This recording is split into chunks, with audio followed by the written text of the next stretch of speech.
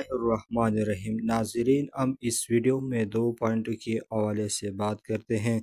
सबसे पहले के काई कबीले की हमले के हवाले से बात करते हैं, दूसरे के दरमियान कबीले के हमले के हवाले से बात करते हैं। इस मुख्तसर वीडियो को देखने के लिए इस वीडियो को लाइक करें, चैनल को सब्सक्राइब करें। हम अपनी पहली बात की तरफ आते हैं कि काई कबीले के हमले के हवाले से बात करते हैं। जैसा कि आप लोग जानते हैं कि सीज़न 6 की पहली सीन हमने देखा है और पहली सीन में बाला और उस्मान दौड़ रहे हैं, तो दूसरी तरफ कबीला मुकम्मल तौर पर खाली है।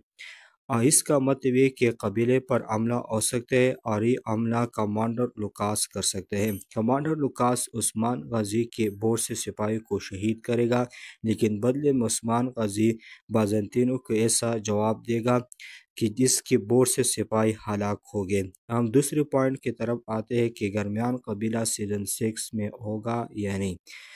जैसे कि आप लोग ये भी जानते हैं कि हमने शूटिंग के दौरान काइनोमास को देखा है, तो इनका मतलब ये है कि दरमियान कबीला सीज़न 6 में होगा या नहीं।